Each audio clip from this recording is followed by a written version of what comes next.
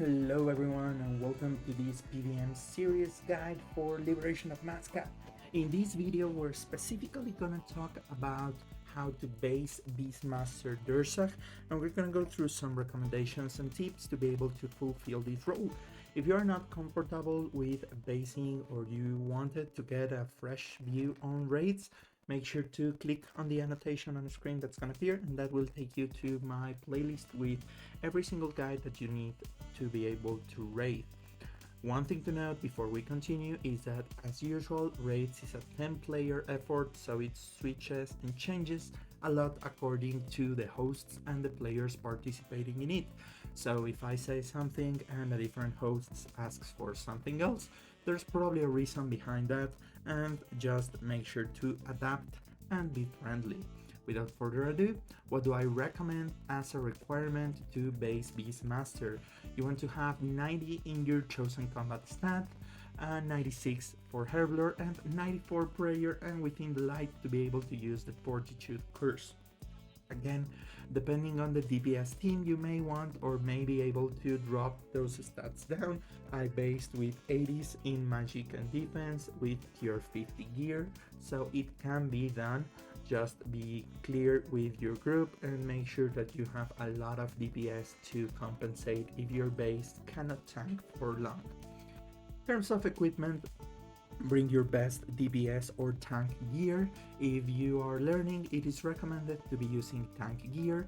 However, there are some things that do not allow people to use tank gear, so get ready to learn on a DPS gear. It's not so bad, it's more about the defensive rotation than the actual equipment that you are using during the raid. For inventory, you want your barricade shield, you want your defender, especially if you are camping a shield. Defender is really good for that. And you want to have your debuffs and a lot of food and resources. You may want to bring a Jack, Hellhound, or a Blood River for healing and sustainability. And aside from that, there's nothing much to add to this. In terms of the specials, there's only one special attack that Beastmaster does that requires your attention as base, which is the stacks. Every time you get hit by Beastmaster, you will gain one stack, and those stacks will reset your defensives every 5, 10, or 15 stacks, alongside with increasing the damage Beastmaster does.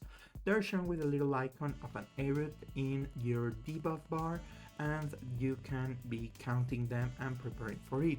As I was saying, if you check the video, you have my debilitate and my reflect icons, and they both disappear when I reach 5 stacks from my buff bar. However, debilitate doesn't disappear from Beastmaster Durzag, it stays there, so you can use debilitate and disruption shield as you get to 5, 10, or 15 to be able to survive, and then use other defensives as soon as you pass that threshold to have them last for the longest possible. One thing to note is that after 15 stacks, BM will reset your defensives every single ability, so even if you feel like you can tank it, be sure to use freedom as much as possible so that you never have to reach to 15 stacks.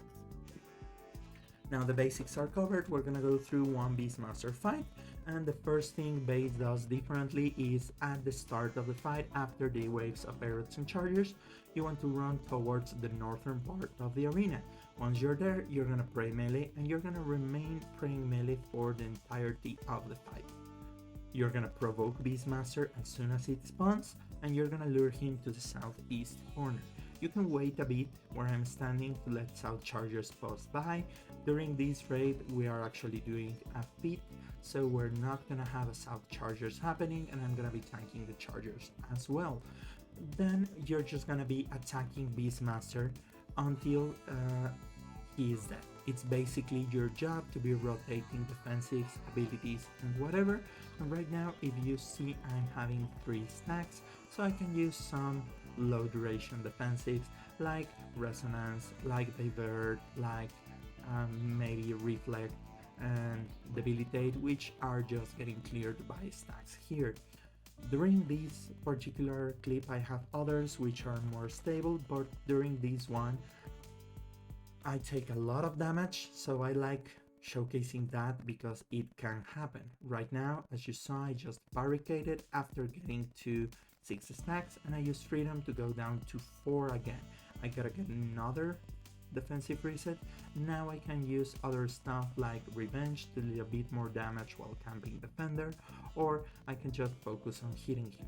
Beastmaster will not hit that hard until after the second half of the fight, so right now we're just focusing on killing him and killing the chargers that are around you. Your main job as a base is to survive the fight, but if you can deal damage and debuff Beastmaster, it's gonna be pretty good.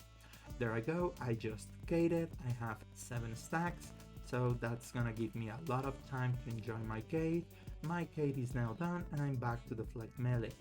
Also don't forget, anticipation raises your defenses by 10%, so it's pretty good, and we're just spamming some defensives there to be able to get them as low as possible.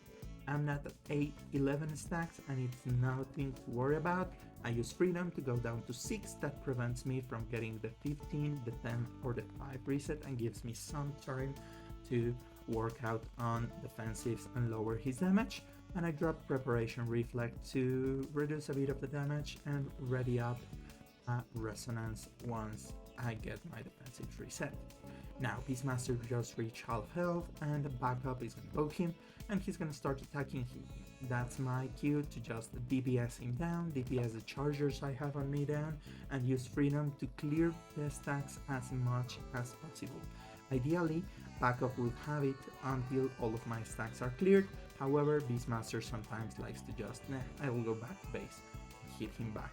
So I just grab it and I keep rotating my defensives. However, he's gonna start hitting a lot higher right now, and you're gonna see I make some mistakes by using barricade right before a defensive reset. Because of those hits, I'm gonna use debilitate, I get an active reset, I get signed, I lose my adrenaline, I try to use every single defensive I have, and I panicked for a bit. So at that point as base, my current response is probably talking to backup, so that backup there can poke it back, and I can at least, if not clear all of my stacks, at least I can calm down, I can restore some health, and I can be like, okay, yeah, I got this.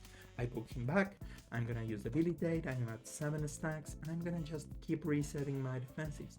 There are 2 bombs in there, so bombs are gonna be resetting my barricade.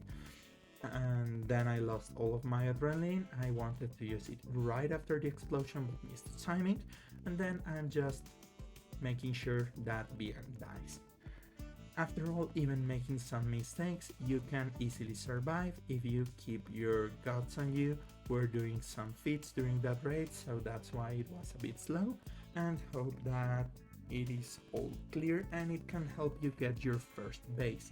Don't be discouraged if you die, if you're signed. BM is a really hard boss to base. And next we're going to be talking about the puzzle for Yakamaru. So hope you like this video, it works for you, let me know, and see you next time.